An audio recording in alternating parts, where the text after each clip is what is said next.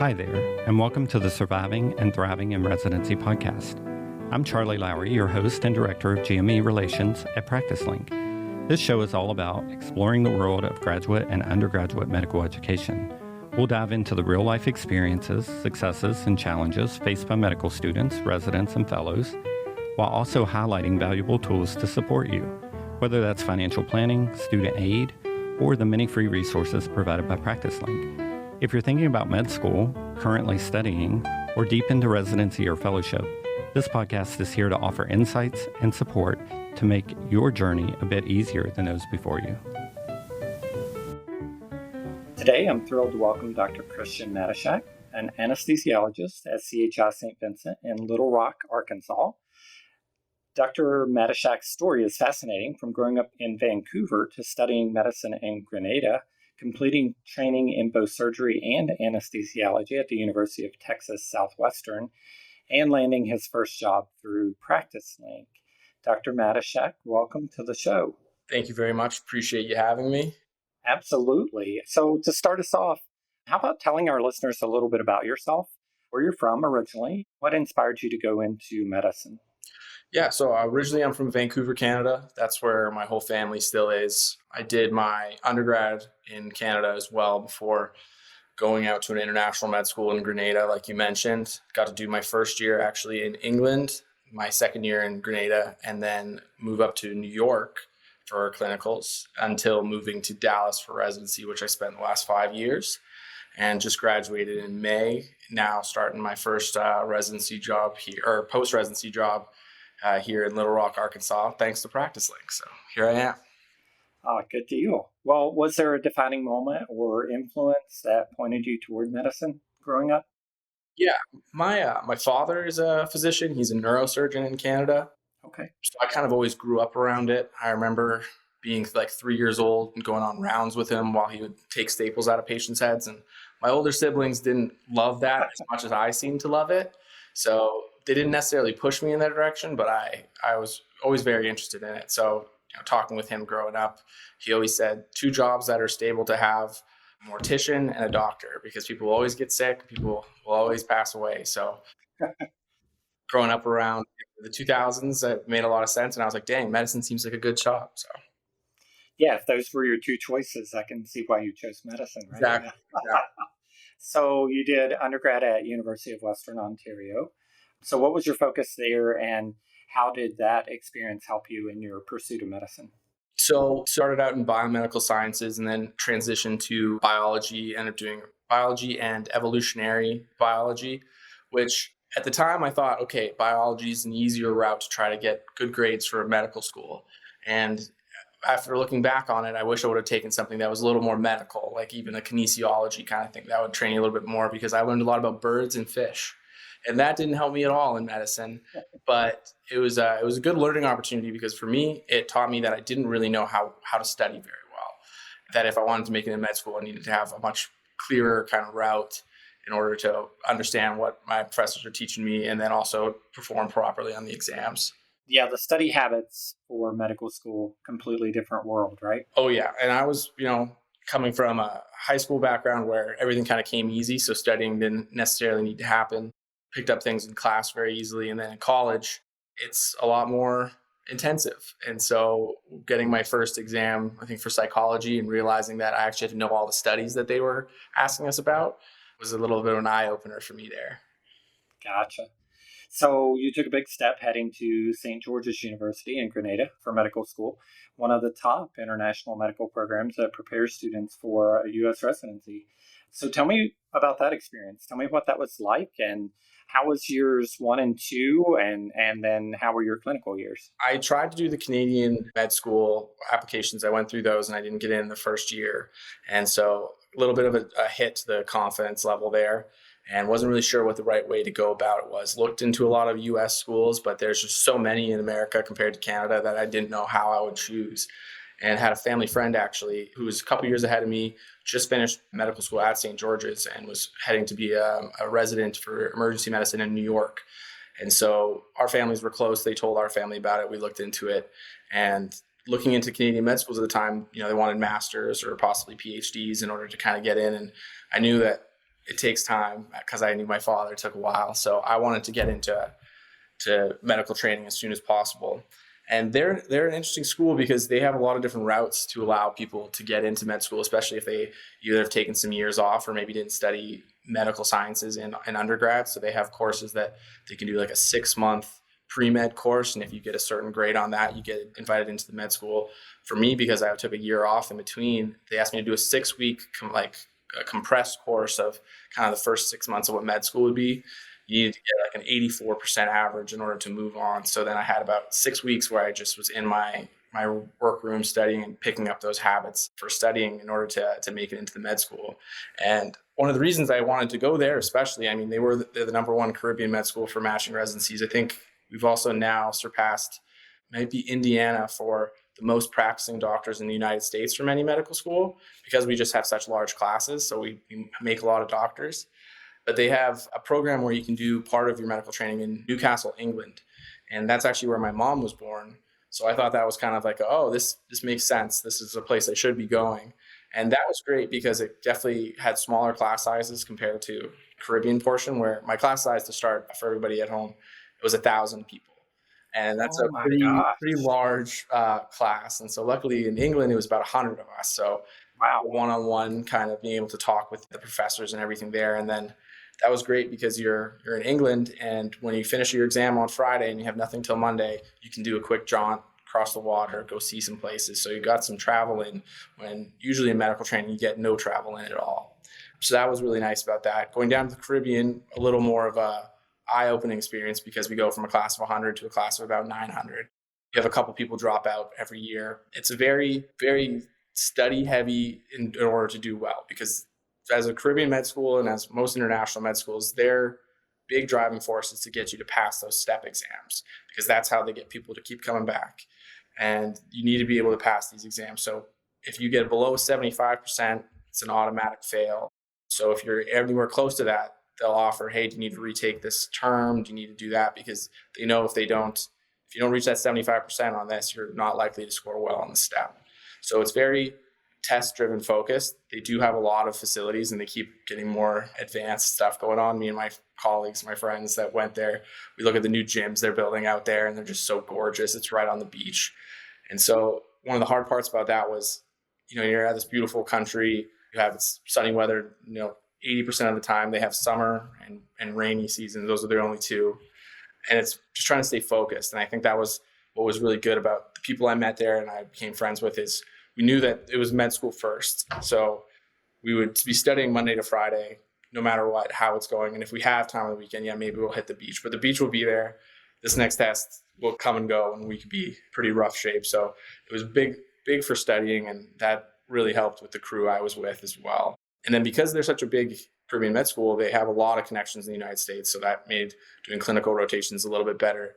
Main hubs for them, Florida, New York, New Jersey, a little bit in California. I'm sure they've expanded more now. I think they had some Ohio, Nevada, and some other states as well. But they get you into your at least initial clinical rotations for the first third year. So all the core rotations.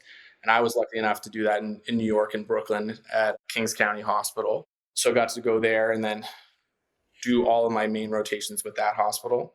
Then for fourth year, you're a little bit on your own. You do have to find your own extra rotations in whatever field you're interested in. So for me at the time, it was surgery and anesthesia. So I tried to do my bulk first 6 months in those two specialties. And then the last couple months, you do a couple medicine just to fill the time. And then unfortunately for me, I graduated med school in 2020. So my last month of med school was cut short because I was in New York when the COVID-19 shutdown all happened. So right there at ground zero. Wow. Physicians, only want to be contacted by recruiters who know your specific professional interests? Simply call and speak with a PracticeLink physician specialist, and we'll help you create your free profile and pair you with only the job opportunities that you're interested in. Visit PracticeLink.com to get started today. How did you manage your fourth year? Did you stay based in Brooklyn and just kept your apartment there and tried to just do as many rotations as you could locally, or did you do a lot of travel? No, I tried to stick just around Brooklyn, and if I could, because there were so many programs around there too. because you're kind of on your own for a lot of it. They have some help in order to maybe find a place to stay, but you are on your own when it comes to emailing the directors or the HR department in order to get the rotation. You have to find your own housing because there's med school or med student. Facebook back in my day was what we would use to see who has a space we could rent out or anywhere you could stay. But I really enjoyed New York. At the time, I thought how medicine is in New York is kind of how it is everywhere. So I was very interested in staying there. Did about 3 or 4 hospitals going through some of the main ones around the Brooklyn area that I knew liked IMGs as well, because you could get a rotation at Mount Sinai, but it would cost you about $2,500 for a 4-week rotation there. And as a med student making very little to $0 every month for the last couple of years, that was maybe a non-starter for me at the time. Yeah. So tell me about the match. So how did you prepare yourself for the match? Many international medical graduates worry about matching into U.S. programs. Of course, you knew with your medical school that you had a better chance, but how did you prepare for the match, and did you face any skepticism or obstacles because of your IMG background? Yeah, no, absolutely. The match was a scary time, and even thinking back still is a scary time to look at that. As an IMG, when I was applying to, step 1 was still the most important kind of exam there.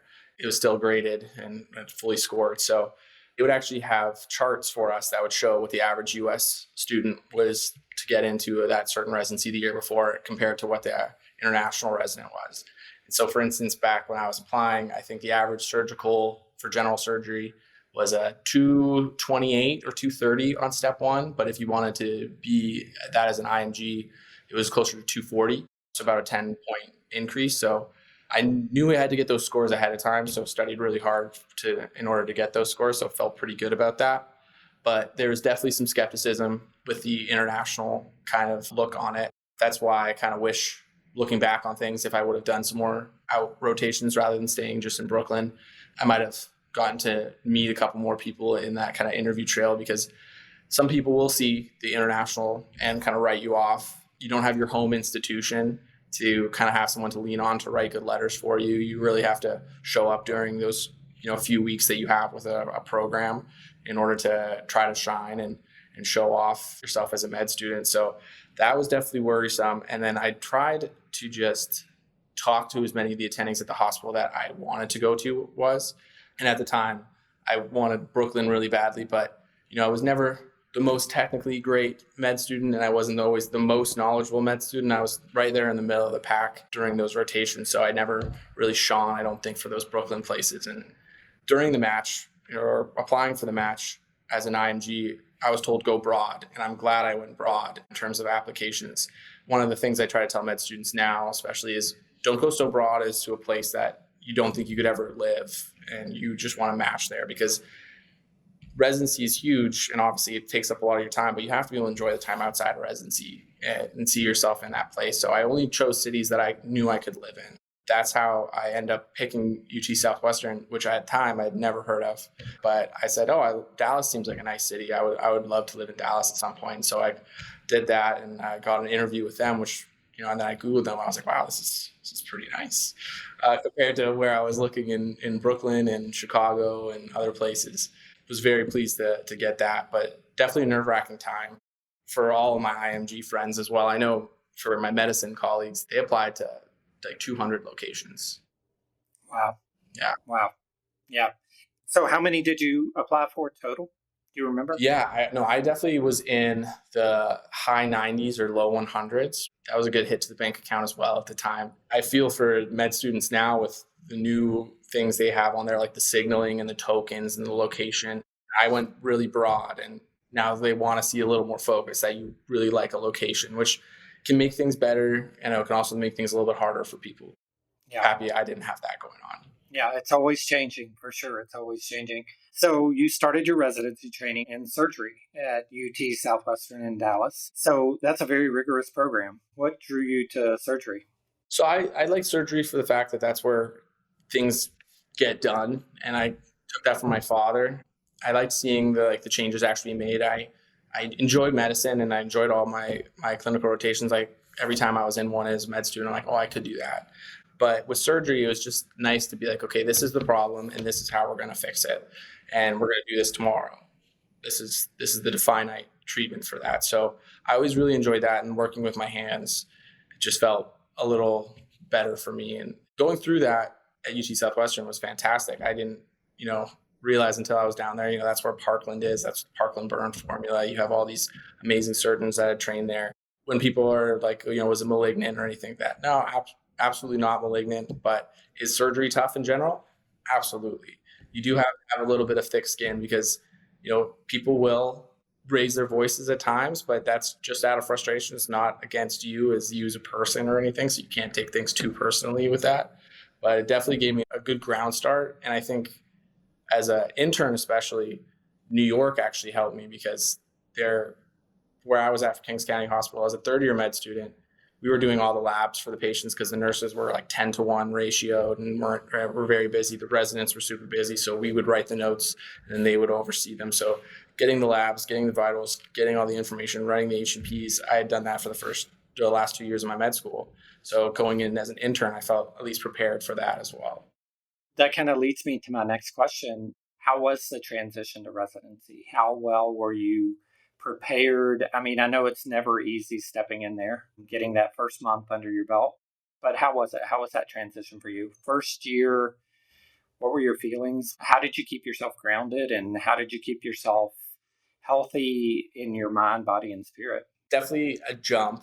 And coming in as an intern, you definitely feel like, oh my God, if I screw up, like I could kill somebody. Like I'm the doctor now. One thing that I realized pretty shortly after starting was I have seniors, and the seniors are double checking, triple checking everything, because it's very rare that everything's going to fall on the intern and the intern's going to be the one in massive trouble because the seniors should have been double checking some of the work, especially in those first couple months. So realizing I had a great team behind me, like seniors, second years, third years, fifth years, because surgery goes for so many years. Some of them are PGY7s at this point. So they're always double checking and they're very focused on what they know what to do. So that was really helpful coming in. And then I felt very prepared in terms of like intern year, especially. I think one thing I didn't necessarily realize were how vigorous other med students take surgery or think about it. They'd come in, I'd have co-residents talking to me about, oh, this famous surgeon, and remember this tool, this guy was here before. And I was like, what's a DeBakey? What are you talking about? So that was an eye-opening thing for me because I was, just kind of flying by the seat of my pants going through this whole situation. Like, okay, I'm going to try my best here. And I definitely kind of isolated myself in a lot of those ways of just like, okay, I have to figure this out on my own versus reaching out and talking to people, which if I could have gone back, I would have definitely tried to, chat with more people about what it takes to get to these certain places. But I was kind of learning on the fly. And then when it comes to surgery too, or any kind of specialty, that first couple months, you're on a new rotation almost every month. So 2-week mark, you start kind of hitting your stride. You're like, okay, I think I know what's going on with this service, whether it's, colorectal surgery or endocrine surgery or on trauma. And you're like, okay, I'm finally getting the hang of this. And then it's like, oh, you only have 2 more weeks left. And then you're on to a new one. So it was that first day of every month where the most anxiety would kind of hit. You'd feel out the team, feel out the surgeons, your attendings, try to get some input from your previous interns. Hey, what was good? What was bad? Then try to work your way through that first 2 weeks to build up that confidence with it. So I felt prepared, but you can also never feel fully prepared. I know some people really want to try to study in those couple months leading up to residency. Please don't. You'll learn so much more at the hospital doing your own job than you can reading that textbook before you come in. They'll quiz you on things, but just getting something wrong doesn't mean you're the worst resident afterwards. They just want to see you getting better every day. Yeah, that's good advice. And then, so did you have family nearby, or everybody was still in Canada? Yeah, so I moved to Texas, not knowing anybody in Texas, never been further south than California in the United States beforehand, not really knowing anything about Texas, especially during COVID. We didn't get to have a big intern meetup and doing everything because it was July of 2020. So kind of right where it's ramping up again. But we did have a couple Zoom meetings beforehand talking with our class. And so got to pick out some people that were like, hey, you seem like a nice guy. You seem pretty cool. So that helps we had a nice little crew. And the thing with UT Southwestern, they have such huge program sizes. So I think our intern surgery class was 24 people. And so that's something I always also tell residents is look at the program size, because if you join a program where there's maybe 3 or 4 residents per class, there's a chance you don't like, 3 out of 4 of those people. And that could be a tough couple of years going on after that. So if you're concerned about anything or concerned about a place, look for somewhere where it has a little bit larger class size if you don't know anybody in that city or that town, because then you're going to have more people that you can maybe get along with and then have good times outside of the hospital as well. Yeah, if there's 3 or 4 on the rotation, it would be almost impossible not to get called on, right? I mean, you're going to get called on for sure. Yeah. So. Oh, yeah. I remember my first day on colorectal surgery, the surgeon asked, what causes diarrhea? And, I list off a couple of different things. And he's like, you're not thinking big enough. And he's like, you got to start at the mouth and then the esophagus and then the stomach and the duodenum and the ilia and going. And I was like, okay, I know I didn't get any of those, but that's all right. And so it's just every day trying to get a little bit better. Hey residents, ready to land your first job after training? PracticeLink.com can help. Our free resource center has everything to get you started, from CV tips to contract advice. Visit PracticeLink.com's resource center today, and while you're there, create your free account to unlock even more tools for your success. So you made a major transition. You switched to anesthesiology after 2 years. That's a huge career pivot. How did that decision come about? At the time, I was still a preliminary resident with surgery there, and I applied to the match after my intern year to try to get a categorical surgery spot, and got less interviews than I did in med school, which was surprising to me. I thought, I'll have UT Southwestern on my placard now, like good institution. I got good letters from my attendings that I was there with. There's 6 of us in prelim surgery that we're all trying to match in, but they can only take about 3 every year. And I had some stellar other prelims. One guy who had come from Pakistan, who had been a full-fledged general surgeon for a couple of years, but trying to get now into the American match. So I remember even being in my interview and saying, well, you got to take this guy, this girl, and this guy. I totally understand that, but I would love to still be a part of the program. And so when I didn't match that year, I talked with them and they're like, oh, no, we'd love to have you back as a second-year preliminary resident as well. And it's something in surgery that a lot of people don't know is in some programs, they let them or they tell them to go out after their 3rd year or before their 3rd year even to do research for whatever specialty they're going into. So sometimes there's open spots for that 3rd year class. So some prelims can go in from being a prelim 2 to a straight categorical 3, or other programs would be open. And so at my time, my class was all staying for 3rd year and then going to go afterwards. So there wasn't going to be any open spots opening up there. And when I talked with the ACGME and the visa governing body that we use for IMGs, they mentioned, well, if I go from a preliminary 2 to a categorical 1 surgery resident, they won't honor my visa anymore because they'll think that's me regressing in training. And so my only options were to find a categorical 2 or 3 spot outside of the match. So I started doing the looking on there. I think it's an ADP website where they post open spots. And I really enjoyed Dallas. I saw some of the places that were open, and I knew those weren't cities that I would thrive in or that I could say, hey, you know what, I'm willing to spend 4 or 5 more years here just to become a general surgeon. Like, it's worth it. And I knew anesthesia at UT Southwestern, they were pretty close with general surgery department through the Burns pathway, and worked with a lot of anesthesiologists on my ICU rotations because we either have a crit care trauma surgeon or an anesthesia crit care. And one of them was always known to kind of talk with the surgery residents about, hey, have you thought about anesthesia? And so I spoke more with them. Shout out to Dr. Goff at UT Southwestern. Spoke with her a lot about, hey, I really enjoy UT Southwestern. Surgery might not be for me. I'm interested in switching into anesthesia, which I did apply to in med school as well. I dual applied thinking, well, if I don't like surgery, I can always use that year as my anesthesia intern year. So I had that interest in anesthesia because it was still in the operating room. And so I talked with her. She got me in touch with the program director. Program director basically told me like, hey, these are the ORs you should walk into to introduce yourself. And they even gave me a full month to be able to rotate with all the chief residents on anesthesia to kind of get my name out there. So once I knew that there's a chance I could stay at UT Southwestern, continue on, still be in Dallas, just do anesthesia instead, I was like, oh, this is a pretty easy choice for me versus moving somewhere I definitely don't know anybody, colder part of the United States. I left Canada for a reason. I don't love the snow, but I can handle it. But once I found out that, and that could be a good transition, I was kind of full board with that. Now, I will say I was the first person from St. George's to match into surgery at UT Southwestern. Now there's been one after me, so shout out to him. But the UT Southwestern anesthesia had never had an international resident before.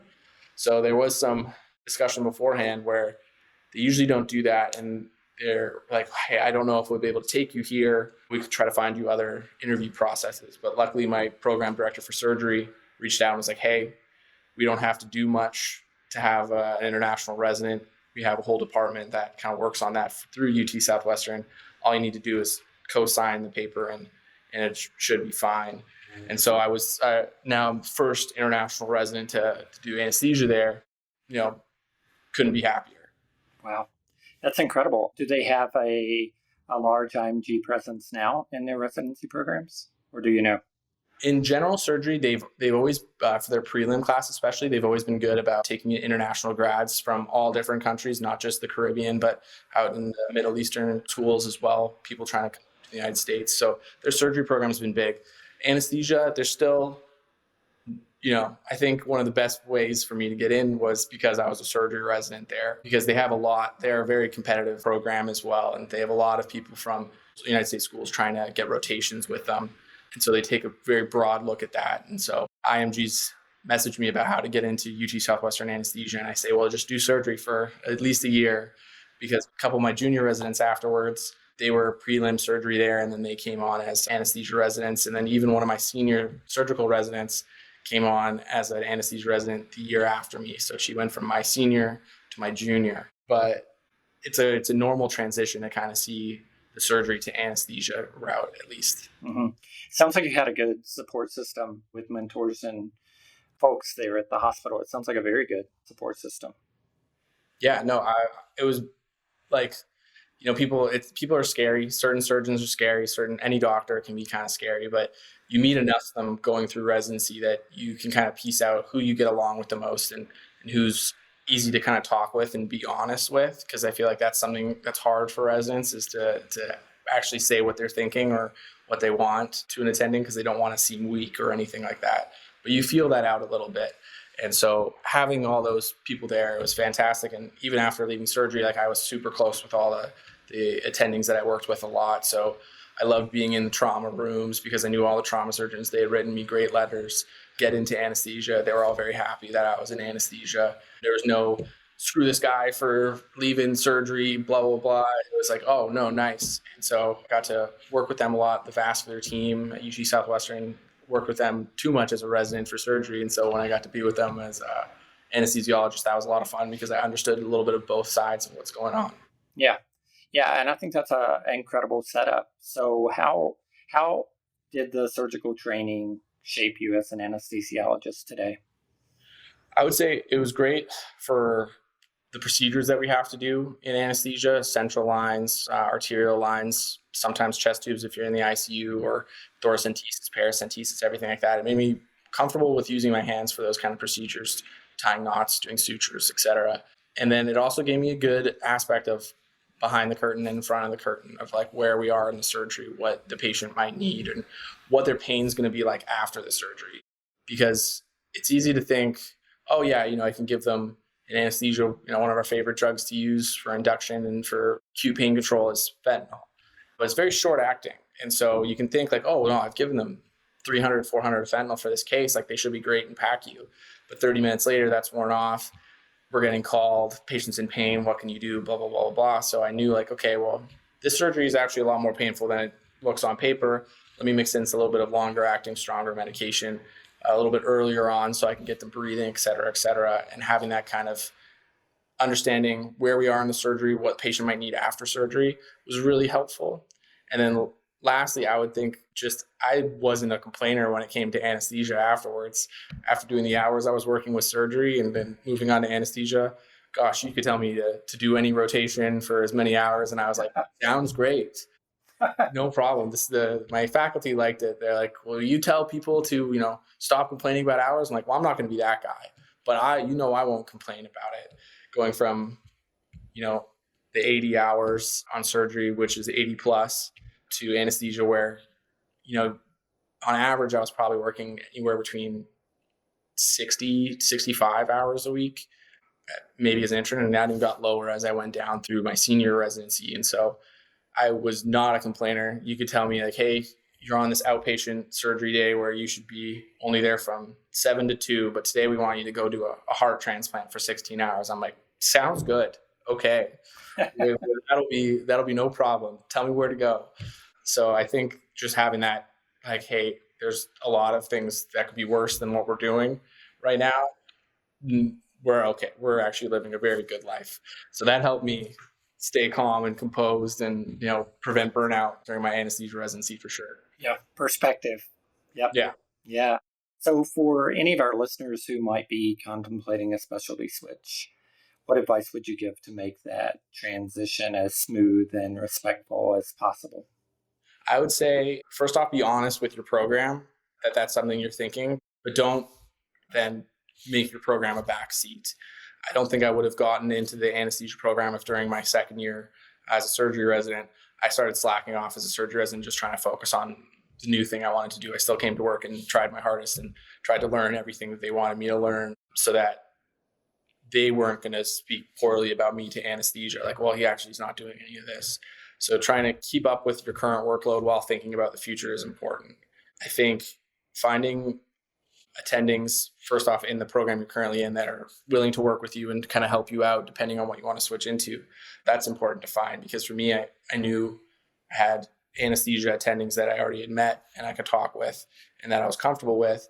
And then my other surgery attendings would tell me like, oh, you should reach out to this person. Oh, you should reach out here. So using the people that you already trust as your kind of network to talk to new people, because I schmoozed so much during my second year of surgery. I'd pop into a room that's not my case, not my team, just go behind the curtain, introduce myself. Hi, my name's Matishak. I love what you do back here. If you would, wouldn't mind chit-chatting with me or just like walking me through what's going on back here and just showing face, even if it would be like after a 12-hour shift on surgery, hey, pop into this OR if you have time. Yeah, no problem. Show face, show that you're interested, because the interview process is crazy. There's hundreds, sometimes thousands of applicants. It's easy to get kind of lost in the mix. So I wanted all the attendings I was going to eventually interview with to remember me and see me in these different environments. So that was really important. So you finish up residency, you started your job search phase that is very, very stressful for many trainees. And you've ended up finding your first job through PracticeLink, which is great to hear. Can you walk me a little bit through that experience, how you started the job search and about finding your job? Yeah, I would say I started looking for a job during my second year, my CA2 year of anesthesia, because as an international med student, but also as like an international person, not a US resident who went to an international school, I was on a J1 visa during residency. And for the J1, for people that don't know, it comes with a contract where you go back to your home country for 2 years to complete a return of service, where they can technically send you anywhere in the country to work for 2 years as your thank you to them for allowing you to train in a different country. And if I wanted to stay in the United States, I had to find what they would call like an underserved area in the United States that could sponsor my visa. And that's a 3-year contract. And so, initially I kind of didn't think much of it, but my fiance at the time, now wife, she was in medical recruiting and she did some digging for me and she realized how difficult it was to actually land some of these jobs and where the locations could be. I kind of assumed, maybe Parkland Hospital, where our community hospital was in Dallas, that would count. But because there were so many hospitals around that area, it didn't necessarily count as underserved because of the doctor-patient ratio that UT Southwestern and even Baylor were looped into with them. And so saw the job market just quickly shrink down for me of my possible options. And, I had gotten random phone calls from different recruiting companies being like, hey, we want to help you with a job search. You want to give us your information? And I just was like, yes, please. Like, anybody help. Found that some of the places they were sending over to me or that I was talking with that I'd have like phone call interviews with didn't really know much about my J1 process, might be reading off the website to me about like what they know they would have to do, and realizing that, maybe this isn't the best route to do it. And again, luckily I had my wife with me, fiance at the time, but she was doing her look because she was, in medical recruiting, and she found PracticeLink, and she said, hey, this thing's the best. You can click by location, you click by specialty, and you can click on whether they're visa applicable. Do they take H-1Bs? Do they take J-1s? Are they open to both? And so then, I thought we had, maybe 2 places we could interview at that we had a decent chance of getting. And then that list, jumps to tens, like over 100 different locations that were willing to take J1 applicants. So that was super nice to see and so easy to use, because at the bottom, once you click that job link, they have the people that you need to reach out into contact with, all your requirements that you need in order to be there. And so you can really sift through whether that might make a good fit. And then it really came down to location based, like where did we think we could live afterwards and enjoy our time. So that was easy to filter through as well. I looked at Alaska. No hate to Alaska by any means, but my wife is from Texas and she couldn't do the cold. So we were like, okay, well, maybe not Alaska, but let's look at some other states that we think we could live in. That made the job search like a lot easier. And then during my second year, as many of the places that I was interested in, we would set up an interview as soon as possible. It's really important to also go visit these places. So you're trying to find times where you can actually go out and do all that. So we started interviewing mid-second year and trying to go out to look-sees at different places during the free weekends I had. And, we ended up choosing Little Rock because my wife had gone to school at University of Arkansas. So she had some friends near here who had moved down to Little Rock after Fayetteville. It's a pretty close drive to Dallas, so we're still pretty close to her family.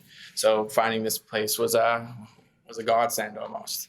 Oh, that's so great to hear. And the kicker is PracticeLink is free.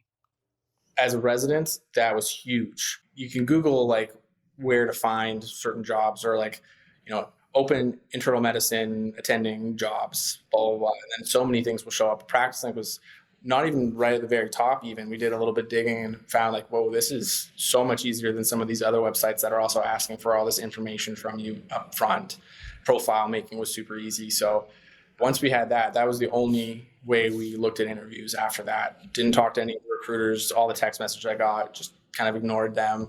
If they would send us a job, we would double check to see if it was on PracticeLink and then just go through that route if that's what we thought we wanted to talk with. So yeah, couldn't thank PracticeLink enough, honestly.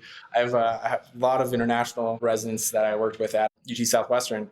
They asked me how I got my job because, again, I signed pretty early compared to a lot of people. And I've got them all on PracticeLink. They're all getting their interviews rolling now too. So it's been good. I love it.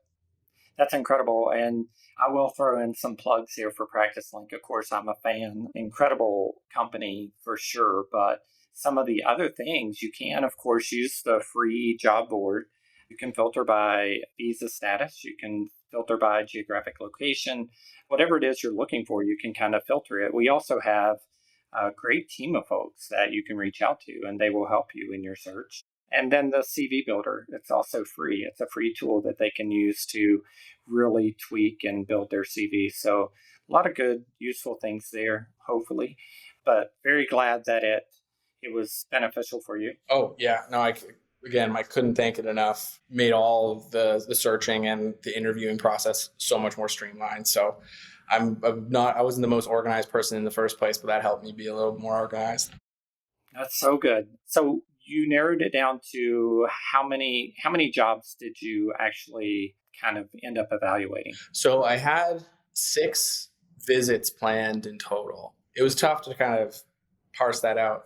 The great thing about the job search compared to residency is, especially in anesthesia where we have a shortage in a lot of places, you're not as much interviewing to prove that you're a good fit for them, but they really want to show that they're a good fit for you.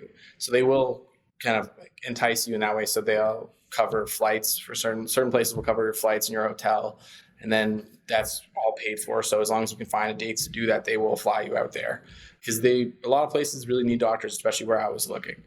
That was something that made it super easy to kind of like piece out because I didn't have the cash to do all this kind of flying, especially after, like you said, applying even for residency. That's a big hit to the pocket. And I did that 3 times.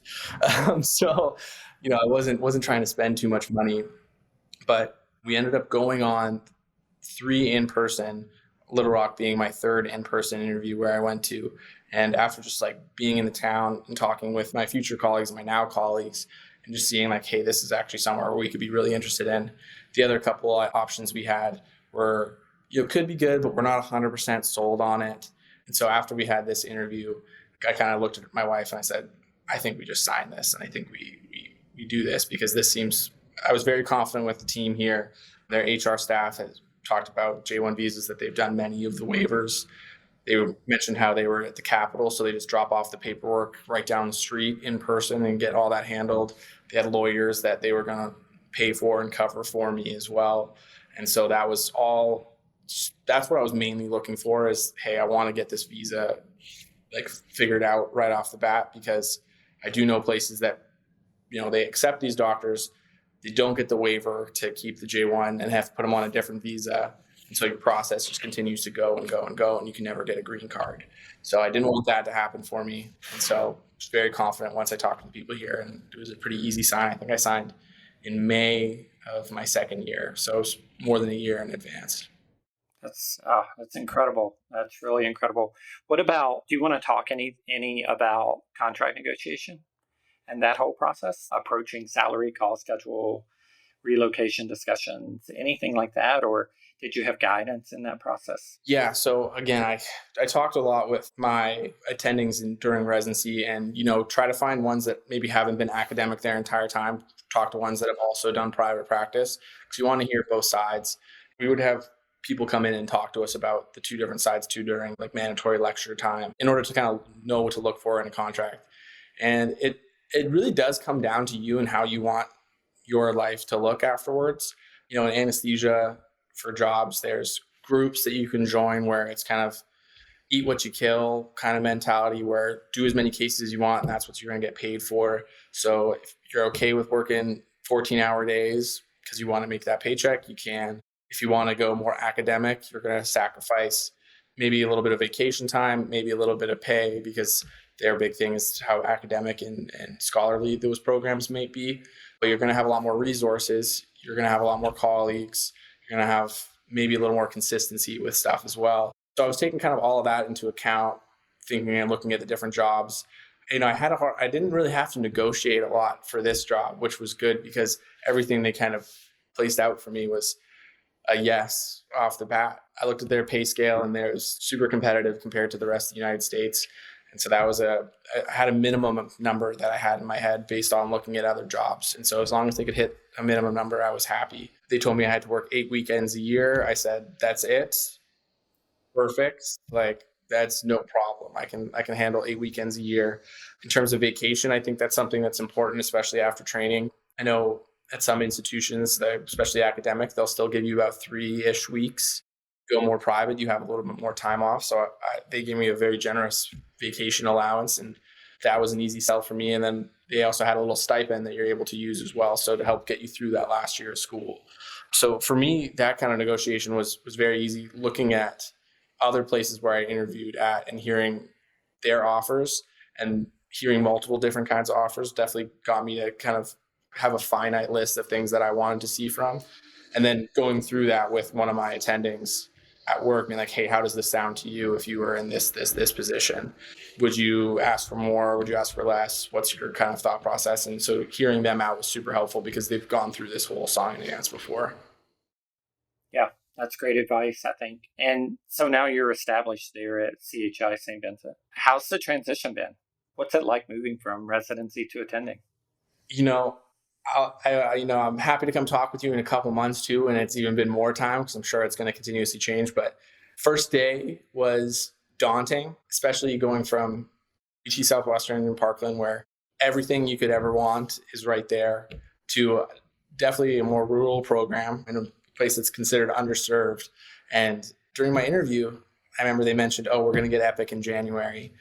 Then when I showed up on my first day, they were still paper charting, and then we currently still are paper charting. So that was a huge jump for me, being like, okay, I'm kind of rewinding the clock here a little bit and just trying to get my bearings in a new hospital, because it's not the same as it was before. There's cultures that are already instilled in places and how people work and how they train. So trying to figure that out, it was kind of like the first week of my job finding where everything is, finding what meds people typically use here or what meds they don't have available, who the surgeons are and like what their kind of methods are, because every surgeon likes to have their specific ways about everything, what PACU is used to, what kind of meds PACU has available, and then slowly kind of trying to integrate in what I can bring to the table from being at a different institution. That's where me and two other people had started around the same time, all just recent grads. So we're all coming in, we discuss after work kind of like, hey, what crazy thing did you see today? Or what experience did you have that like we definitely wouldn't have had at our other institutions? And so we've been meeting up and talking and kind of also coming up with a way that we might be able to see to improve on stuff going on at the hospital already. So it's been a big jump, and it's a good jump though. You never feel ready until like maybe those last couple of months of residency, and then you start and you're like, whoa, am I ready? And then you have a couple situations where your training really comes into play and you're like, okay, wait, no, I can handle this. Like that was something that I've done in training. It's good to be at places where crazy things happen during training, because it's nice to see that way before you're on your own license and everything like that. So, let the training kind of come through you when those times happen. And I still reach out to my old attendings at UT Southwestern if I have a question about anything. I have my new colleagues I can ask questions to, but I'll still refer back to people that, I've trusted and worked with a lot. And I'll ask them questions like, hey, how could I do this better actually? Like, or, oh, my block wasn't the best block I've ever done. Where am I missing it on here? Okay, perfect. And so being willing to continue to learn, I think, has been really important. And, and then in a couple months, I'm sure I'll feel differently about some stuff, but it's a very welcome change. That's good. And how about integration into the community? Everything's going well there? Yeah, it's been nice because, again, my wife had friends here. And this is the first place I've moved to that I haven't moved by myself without knowing anybody. I've gotten used to it, trying to just make friends as I get there, but we kind of had a small built-in group of friends here when we got here. So being able to see the city, being able to, go do the little things that they have available here, if it's the farmers markets, if it's the, minor league baseball game they have going on, just trying to get out there. Went from being in an apartment to a house. That's a great change. Just having more space. It's very great cost of living out here in Arkansas. So that's been a bonus. I'm paying less than the apartment I was in Dallas. So, you get an attending salary. That's a big jump. That's been nice to see, but it made things a little bit easier. So when we are like, we need to go out for dinner, we need to have a night off, something like that, that's no problem. Not feeling too tight with any of that. So Little Rock's been great. It is, you call it a small town, but it's got everything you need. And it's got a Trader Joe's, which is very important to my wife.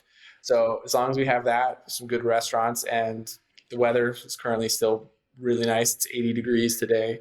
So not a whole lot to complain about. That's so nice. It's so nice. So let's talk a little bit about reflection and advice for those listening, if you don't mind. Medical students, residents, fellows, looking back, what would you tell your younger self when you first entered medical school? You can do it.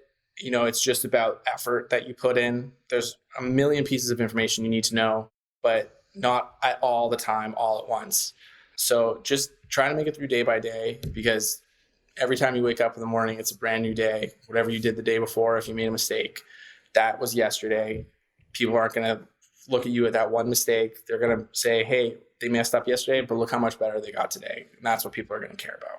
What would you do differently, if anything, in your education or training path? I think if I could have done something differently, maybe would have tried to be a little more of a gunner in college, but I really like where I've ended up. So I'm very happy with where I am now. So I don't know if I would actually go back and change anything. So residency, of course, is a tough thing. How do you manage burnout or stress during residency or during transitions? I think trying to keep a positive mindset like in yourself can be really difficult. I mean, medicine is inherently a little bit depressing. You're around sick people all the time, and no one comes to the hospital happy unless maybe they're having a baby. So the people you're talking with aren't going to be in the best moods, but you're there to try to make their day better or their life better. Know you're there for a good purpose. And then when you're home, try to relax. Like whatever your way to relax is, do it. If it's cooking, if it's watching a good movie, if it's going to the gym, you got to make time for that, because the first couple months for me, I definitely neglected a lot of my good eating habits. And until I got on a mini meal plan, I think, shout out HelloFresh, it was, finally having, okay, here's the food. I don't have to go grocery shopping all the time. I can make myself a good meal and I feel healthy and I'm not feeling like I'm getting Whataburger every day. So that was really important to kind of like balance myself out and have a good support system of friends. Like reach out to your residents, because I'll tell you, we all went through something, especially in my surgery residency. We all had something, but we all were pretty close knit with each other. And so if somebody was having a hard time, we were fine picking up their slack. And your seniors, again, 90% of them will be there to pick up slack if you're not feeling right.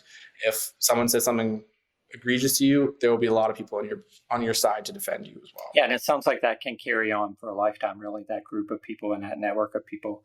You mentioned that earlier, that you still reach out to some of those folks, and I think that's incredibly important to maintain those relationships. How about one thing every medical student should know before starting residency? One thing you should know before starting residency is you don't have to know everything. You just have to show that you're trying and you're learning. You want to memorize the steps of a surgery before you go in there so that when you get pimped on it, you got the right answer. But it's okay to say, I don't know, and then get better and know something better the next day. So one day is not going to kill you. It's showing up the next day and getting better. And that's something that I remember having to really tell myself, like, oh, I messed that up, because you just get so flustered when they first pimp you on a question. You're like, I forget everything. But it was then the next day being like, okay, no, they asked me stuff about this, so maybe that's what they're leading on. Let me do some digging. Let me learn a little bit better, and came in more prepared and everything. And that's all they cared about was the next day. I think sometimes it's hard for people to speak up when they're in training. So what advice would you give about networking or finding mentors during training? A mentor can be anybody. It doesn't have to be the program director. It doesn't have to be the rotation director. It could even be one of the senior residents you talk with. So finding somebody that you feel comfortable with, just getting that ball rolling, talking to them and asking them questions. Once you're in a residency, you know a lot about how that residency works, and the different attendings, especially too. You get a better look than what med students will. So if you're wondering who the right person to get a letter from is, but you feel so lost, you either talk to other med students that that might be a year ahead of you, or one of the residents that you worked with a lot that you feel comfortable with, and they can be that kind of first starting point as the mentor. They'll tell you what they know and then how to go on from there. So you don't always have to go big off the bat. You can start with some of the small fry interns, because even they're helpful sometimes. How about your favorite part of being an anesthesiologist? My favorite part about being an anesthesiologist, which, from a work standpoint, it would be the getting to work with the patients and getting to work and be comfortable with the surgeons and all the staff you get to work with there. I like having a team around me. That's why I wanted to work for a hospital rather than do private. I like knowing the people I'm working with and like kind of forming relationships there. So that's nice. You get to meet a lot of people, and it's always kind of your same crew of pre-op, post-op, PACU. So I like that part. And then just in terms of anesthesia, the work-life balance has been great. I'm home today. It's almost 3 p.m. I was done today around noon. Tomorrow I'll be first out, so I'll probably be done around 10 a.m. And then the following day I'll be there a little bit later, so maybe like 4 or 5 p.m. But that's okay, because I have a lot of time in between where I can either go to the gym, get some groceries, go out for dinner, go watch a movie. So that's been great for me, and not having to take my work home with me every day. Yeah, that's so nice. And then what's your favorite way to unwind outside of medicine? I am a chronic binge watcher of TV shows. So if there's a new show that came out, if they've dropped all the episodes, I will finish that show. And if there's nothing new, I always go back to my old classics, which are still The Office and Parks and Recreation. I've had a couple of Office scrub caps throughout my training, and that's how people end up knowing me a lot of the hospital. Like, oh, the Canadian with the Office scrub cap. A good TV show is great for me. And then, getting to the gym, just to, sometimes if you have that anxious energy, that's a good way to just kind of release that and feel good. Wow. Well, I hate to even end this conversation. I feel like we could talk forever, but this has truly been fantastic. Your journey from Vancouver to Grenada to Dallas to Little Rock, it's inspiring. It's full of great lessons for everyone in medicine. Before we close, let me ask you, what's one piece of advice you'd leave for residents and fellows who are looking ahead to their very first practice? It's never too early to start looking for a new job. Start it early, get an idea of what you're interested in. And, you can start at the beginning of your second year if you're in almost any sort of specialty. So look early, look often, and use the tools you have at your current institution, whether that be other residents, attendings, or former graduates, and just speak with them, because it's really important that you enjoy your job, because it makes time for you afterwards. So if you end up taking a job that you don't really enjoy, the rest of your life will mirror that, and you'll be unhappy there. So use as many of the resources you have and start looking early. It's great advice. And use PracticeLink. Honestly, I wouldn't be talking with you today if I didn't. Well, thank you again for joining us on Surviving and Thriving in Residency. For our listeners, please check out PracticeLink.com for free resources, including our free CV builder, free CV reviews, and more tools to help you confidently find your first job. I'm Charley Lowry. Thank you for listening, and until next time, keep thriving.